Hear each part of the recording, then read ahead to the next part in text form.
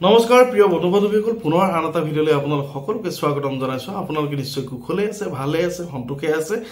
আৰু নৱবৰ্ষৰ প্ৰতিগৰাকী শ্ৰোতা দৰ্শক মোৰ ফালৰ পৰা শুভেচ্ছা জ্ঞাপন কৰিছোঁ। এই নৱবৰ্ষৰ প্ৰতিটো দিন সমূহ শ্ৰোতা দৰ্শকৰ বাবে সুখ আৰু সমৃদ্ধিৰ যাতে হয় তাৰ কাৰণে ভগৱানক কামনা কৰিছোঁ।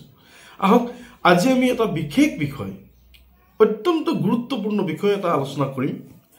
আমি সকলোৱে জানো যে মংগল গ্ৰহক ৰঙা গ্ৰহ বুলি কোৱা হয়, বা মংগল গ্ৰহৰ আত্মবিশ্বাস, প্ৰতিষ্ঠা, পৰাক্ৰম, বিজয় সাব্যস্ত ইত্যাদিবিলাকৰ গ্ৰহ বুলি জনা যায়। আৰু ৰঙা গ্ৰহক সম্পদশালী, স্থাৱৰ সম্পত্তি প্ৰদান কৰা গ্ৰহ বুলি জনা যায়। আৰু মংগল গ্ৰহ দুৰ্ঘটনাৰ লগত জড়িত হৈ থকা গ্ৰহ, মংগল গ্ৰহ তেজৰ লগত সম্পৰ্কিত বেমাৰ আজাৰৰ লগত জড়িত হৈ থকা গ্ৰহ ইত্যাদিবোৰ বুলি আমি জানো। আৰু মংগল গ্ৰহক ক্ৰূৰ গ্ৰহ বুলিও আমিও জানো। আহক এই মংগল গ্ৰহ অহা এপ্ৰিল মাহৰ ৩ তাৰিখে ৰাতি ১:৩২ সময়ত মিথুন ৰাশিৰ পৰা কৰ্কট ৰাশিলৈকে সঞ্চাৰিত হ'ব। পুনৰ কৈছোঁ যে মংগল গ্ৰহ হৈছে আমাৰ জীৱনৰ কাৰণে, আমাৰ জীৱনৰ অত্যাৱশ্যকীয় কিছুমান বিষয় ই নিয়ন্ত্ৰণ কৰে, যেনেকৈ আত্মবিশ্বাস, আত্মসংযম বা আত্মপ্ৰতিষ্ঠা, পৰাক্ৰম, বিজয় সাব্যস্ত, সাহস, বীৰত্ব, এই ধৰণৰ গুণসমূহ মংগল গ্ৰহই কঢ়িয়ায়। আৰু মংগল গ্ৰহৰ অশুভ দৃষ্টি থাকিলে ক্ৰূৰ, দুৰ্ঘটনাগ্ৰস্ত, তেজৰ লগত সম্পৰ্কিত হৈ থকা বেমাৰ আজাৰ বা অপৰাধমূলক কাৰ্যৰ লগত জড়িত এই ধৰণৰ বিৰূপ প্ৰতিক্ৰিয়া দেখা যায়। মংগল গ্ৰহই অহা ৩ এপ্ৰিল তাৰিখে ৰাতি ১:৩২ সময়ত মিথুন ৰাশিৰ পৰা কৰ্কট ৰাশিলৈ সঞ্চাৰিত হ'ব। আৰু এই সময়খিনিত বিশেষকৈ আমাৰ ১২টা ৰাশিৰ, বিভিন্নটা ৰাশিৰ জাতক জাতিকাসকলৰ ওপৰত প্ৰতিক্ৰিয়া কৰিব।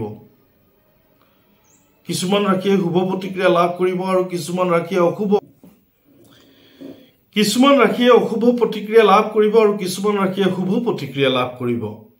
অৰ্থাৎ আমি জানিবলৈ ইচ্ছা কৰিম যে অহা ৩ এপ্ৰিলৰ পিছত কোন কোন ৪টা ৰাশি ভাগ্যৱান হৈছে, কোন কোন ৪টা ৰাশিৰ জাতক জাতিকাসকলৰ জীৱনলৈ বিশেষ পৰিৱৰ্তন হ'ব, কোন কোন ৪টা ৰাশিৰ জাতক জাতিকাসকলৰ বাবে বিশেষ পৰিৱৰ্তনশীল দিশেৰে আগবাঢ়িব তেওঁলোকৰ জীৱন। শিক্ষা, দীক্ষা, চাকৰি বাকৰি, প্ৰেম প্ৰণয়, বিবাহ, কেৰিয়াৰ বা অন্যান্য দিশসমূহ কেনেধৰণৰ পৰিৱৰ্তন হ'ব তাকে লৈ এটা ভিডিঅ' আপোনালোকৰ কাৰণে প্ৰস্তুত কৰা হৈছে। ভিডিঅ'টো শেষলৈ চাব। আৰু যদি ভিডিঅ'টো ভাল পায় তেনেহ'লে এটা লাইক কৰিবলৈ নাপাহৰিব আৰু কমেণ্টত শ্ৰদ্ধা সহকাৰে ওম নমঃ শিৱায় বুলি লিখিবলৈ নাপাহৰিব। আৰু যদি এতিয়ালৈকে মোৰ চেনেলটি ছাবস্ক্ৰাইব কৰা নাই তেনেহ'লে আপুনি প্ৰথমতে মোৰ চেনেলটি ছাবস্ক্ৰাইব কৰি ল'ব আৰু আপোনাৰ বন্ধুবৰ্গলৈ শ্বেয়াৰ কৰিবলৈ নাপাহৰিব। আহক আমি ভিডিঅ'টোৰ ভিতৰলৈ যাওঁ।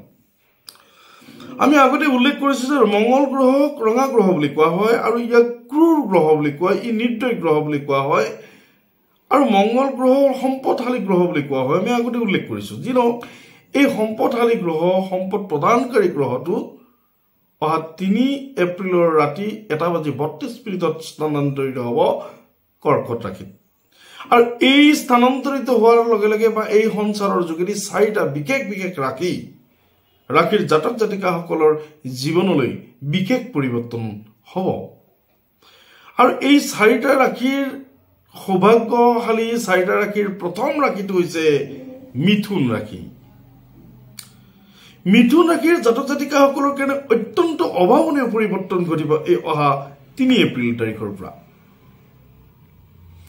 বিশেষকৈ তেওঁলোকৰ মাটি বাৰী ক্ৰয় হ'ব বা মাটি বাৰী সম্পৰ্কীয় যি বেমেজালি বা যি জটিলতা আছিল সেই জটিলতা হ্ৰাস পাব। মিথুন ৰাশিৰ জাতক জাতিকাসকলে পুৰণি ৰোগৰ পৰা উপশম পাব, তাৰ লগে লগে অজস্ৰ ধন লাভ কৰিব। বিভিন্ন পন্থাৰ পৰা অৰ্থাৎ বিভিন্ন হেতৰ পৰা তেওঁলোকৰ আয় উপাৰ্জন বাঢ়িব আৰু তেওঁলোকে পুৰণা কৰ্মৰ লগত জড়িত অৰ্থাৎ আগেই কৰি থোৱা কিছুমান কাম বা আগতেই ইনভেষ্ট কৰি থৈ দিয়া কিছুমান বিশেষ বিশেষ হেতৰ পৰা তেওঁলোকে উপাৰ্জন কৰিবলৈ সক্ষম হ'ব। মিথুন ৰাশিৰ জাতক জাতিকাসকলে বিশেষকৈ ধনস্থান তেওঁলোকৰ উন্নত হোৱাৰ কাৰণে তেওঁলোকৰ অভাৱনীয়ভাৱে ধন লাভ হ'ব। যিসকল জাতক জাতিকাই ট্ৰেডিং ব্যৱসায় কৰে, শ্বেয়াৰ মাৰ্কেটত ইনভেষ্ট কৰে, সেইসকল লোক অত্যন্ত লাভান্বিত হ'ব। মিথুন ৰাশিৰ জাতক জাতিকাসকলৰ যিসকল ছাত্ৰ ছাত্ৰী বা যিসকল শিক্ষাৰ্থী, এই শিক্ষাৰ্থীসকলে অংকশাস্ত্ৰ, ৰসায়ন বিজ্ঞান বিষয়ক ছাত্ৰ ছাত্ৰীসকলে অত্যন্ত যশস্যা লাভ কৰিব। তেওঁলোকৰ প্ৰচুৰ তেওঁলোকৰ মান সন্মান বাঢ়িব আৰু তেওঁলোকৰ শৈক্ষিক উদ্দেশ্য পূৰণ হ'ব। তেওঁলোকে নতুন নতুন আৰ্হি শিক্ষাৰ কৌশল আয়ত্ত কৰিব পাৰিব। মিথুন ৰাশিৰ জাতক জাতিকাসকলে এই গ্ৰহ সঞ্চাৰৰ ফলত তেওঁলোকৰ বিশেষকৈ ৰক্তজনিত বেমাৰ বা লিভাৰজনিত বেমাৰ ইত্যাদিৰ পৰা উপশম পাব। মিথুন ৰাশিৰ জাতক জাতিকাসকলে বিশেষকৈ প্ৰেমাস্পদত মিলন ঘটিব। বৈবাহিক সম্পৰ্ক অত্যন্ত উন্নত হ'ব। মিথুন ৰাশিৰ জাতক জাতিকাসকলৰ কাৰণে আকস্মিকভাৱে বিবাহৰ প্ৰস্তাৱ আহিব।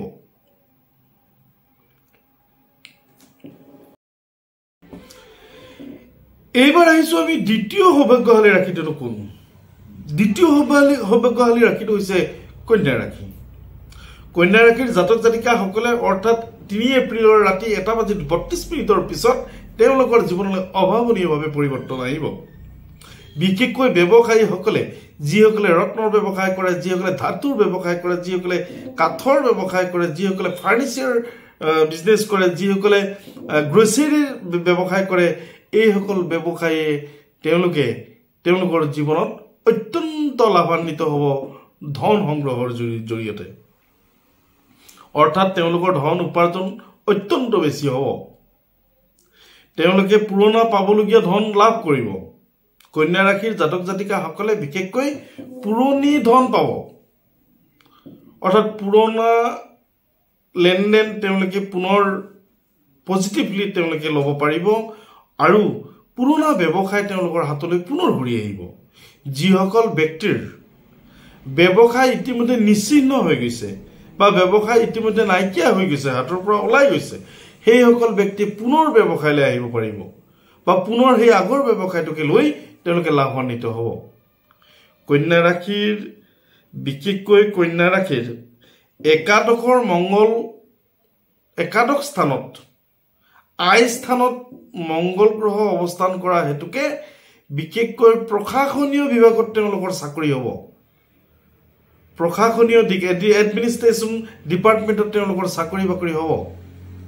পুলিচ, মিলিটাৰী বা প্ৰশাসনীয় বিভিন্ন ধৰণৰ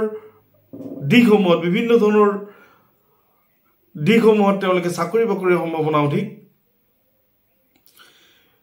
ছাত্ৰ ছাত্ৰীসকলে অত্যন্ত সুন্দৰ। ছাত্ৰ ছাত্ৰীসকলে তেওঁলোকৰ ইপ্সিত আশাসমূহ পূৰণ কৰিব। নিবনুৱাসকলে কৰ্মস্থান লাভ কৰিব, কৰ্মপ্ৰাপ্তি ঘটিব। আৰু কন্যা ৰাশিৰ জাতক জাতিকাসকলে বিশেষকৈ যিসকল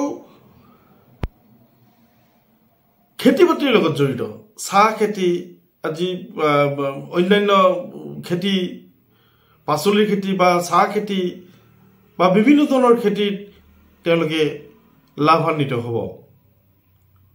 কন্যা ৰাশিৰ জাতক জাতিকাসকলে যিসকলে হাৰ্ডৱেৰ ব্যৱসায় কৰে, লোহা লক্কৰৰ ব্যৱসায় কৰে, ৰত্নৰ ব্যৱসায় কৰে, ধাতুৰ ব্যৱসায় কৰে, সেইসকল অহা 3 এপ্ৰিলৰ পিছত তেওঁলোকে অত্যন্ত ধনৱন্ত হৈ উঠিব।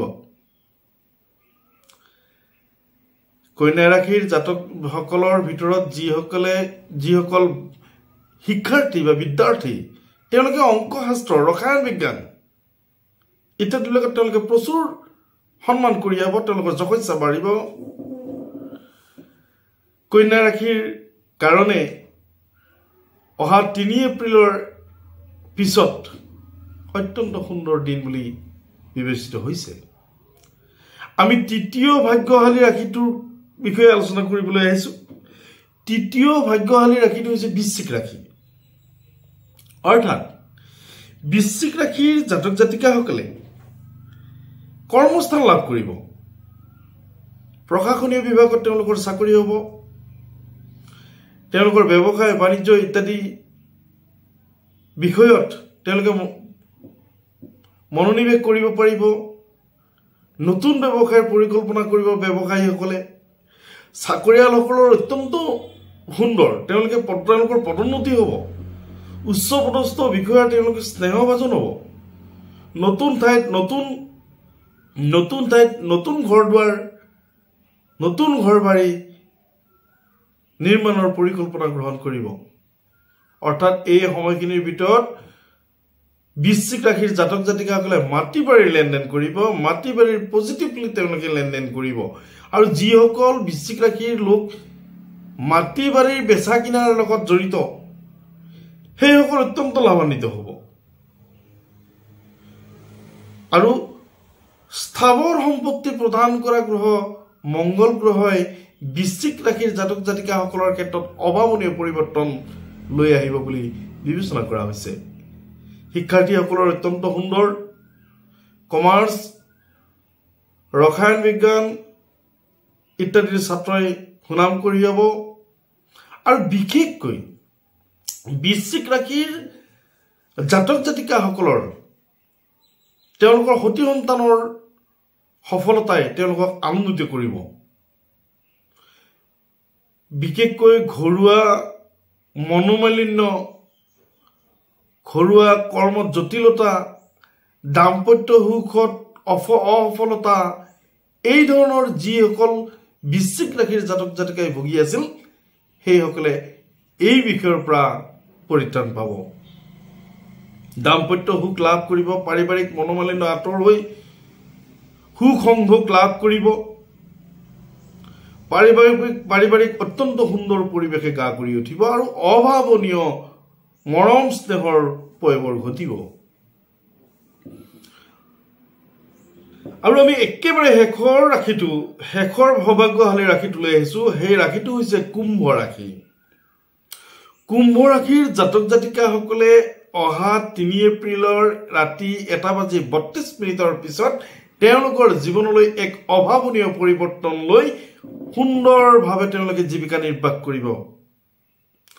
অৰ্থাৎ কুম্ভ ৰাশিৰ জাতক জাতিকাসকলে মংগল গ্ৰহৰ এই সঞ্চাৰৰ জৰিয়তে তেওঁলোকে পুৰণি অসুখ, পুৰণি বেমাৰ, পুৰণি ৰোগত আক্ৰান্ত হৈ থকা ব্যক্তিসকলে নতুন চিকিৎসাৰ জৰিয়তে বা পুৰণি অসুখ নিৰাময় হ'ব। আৰু আমি আগতেই জনাইছো যে মংগল গ্ৰহৰ জৰিয়তে তেজৰ লগত সম্পৰ্কিত হৈ থকা বেমাৰ আজাৰৰ সৃষ্টি হয়। ডায়েবেটিছ, থাইৰয়েড, ইউৰিক এচিড, হাই প্ৰেছাৰ বা পাইলছৰ প্ৰব্লেম, ডি ভিটামিনৰ অসুবিধা, হিমোগ্লোবিনৰ প্ৰব্লেম, এই ধৰণৰ সমস্যা মংগল গ্ৰহৰ কাৰণে হয়। আৰু যিসকল কুম্ভ ৰাশিৰ জাতক জাতিকাই এই ৰোগত ভুগি আছিল, তেওঁলোকে এই ৰোগৰ পৰা নিৰাময় পাব। তেওঁলোকে অত্যন্ত সন্মানিত হ'ব। ৰাজহুৱা বা সামাজিক ব্যক্তিসকল যিসকল সমাজৰ কামৰ লগত জড়িত হৈ আছে, সেইসকলৰ জীৱনলৈ অত্যন্ত সন্মানৰ দিন। তেওঁলোকে টকা পইচা, ধন সম্পদ লাভ কৰিব, চৰকাৰী সাহায্য লাভ কৰিব, মানুহৰ মৰম চেনেহ বা মানুহৰ সামাজিক সন্মান যথেষ্ট বৃদ্ধি হ'ব।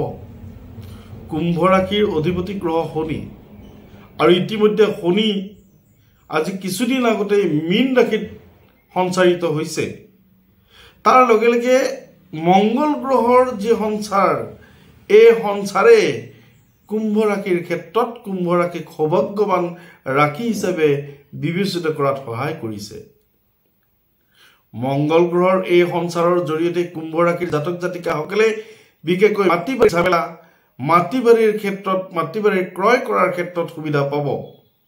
নতুন ঠাইত ঘৰ দুৱাৰ বনাবলৈ নতুন ঠাইত ঘৰ দুৱাৰ নিৰ্মাণ কৰিবৰ কাৰণে পৰিকল্পনা গ্ৰহণ কৰিব চাকৰি বাকৰিৰ ক্ষেত্ৰত অত্যন্ত সুন্দৰ কুম্ভ ৰাশিৰ জাতক জাতিকাসকলৰ তেওঁলোকে বিভিন্ন বিভাগত তেওঁলোকে চাকৰি সম্ভাৱনা আছে তেওঁলোকে কৰ্মস্থান লাভ কৰিব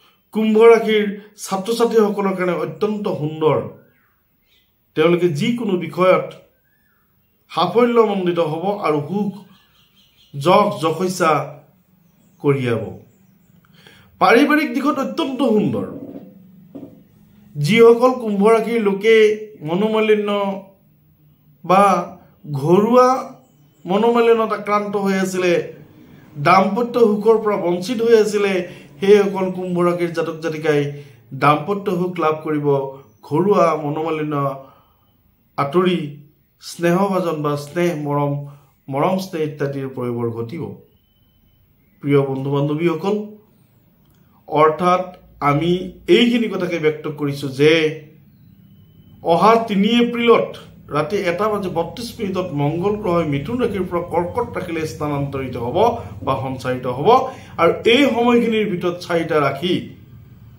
সৌভাগ্যৱান হিচাপে পৰিগণিত হৈছে প্ৰিয় বন্ধু বান্ধৱীসকল আপোনালোকে যদি এই 4টা ৰাশিৰ কোনোবা এটা ৰাশিৰ হয় তেনেহলে আপোনালোকে সৌভাগ্যৱান বুলি বিবেচিত হৈছে আৰু এই মংগল গ্ৰহ সদায় আপোনাৰ কাৰণে শুভ দৃষ্টিকাৰক বা শুভ প্ৰতিক্ৰিয়াশীল গ্ৰহ হিচাপে পাই থাকিবৰ কাৰণে এটা মাত্ৰ ব্যৱস্থা কৰক যে ৰক্তজবা ফুল হাতত লৈ সূৰ্যলে নিবেদন কৰক সূৰ্য দেৱতাক এটা ৰক্তজবা ফুল সূৰ্য দেৱতাক অৰ্ঘ্য হিচাপে নিবেদন কৰক ৰাতিপুৱা এই ধৰণৰ কৰ্মই সদায় আপোনাক মংগল গ্ৰহৰ শুভ দৃষ্টি বা মংগল গ্ৰহৰ শুভ প্ৰতিক্ৰিয়াশীল গ্ৰহ হিচাপে আপোনাৰ জীৱনত ৰৈ থাকিব প্ৰিয় বন্ধু বান্ধৱীসকল ভিডিঅ'টি যদি ভাল পাইছে তেনেহলে এটা লাইক কৰি দিবলৈ নাপাহৰিব আৰু কমেণ্টত শ্ৰদ্ধা সহকাৰে ওম নমঃ শিৱায় বুলি লিখি দিব আপোনালোকৰ মনোকামনা সৰ্বাংগভাৱে সিদ্ধি হ'ব ধন্যবাদ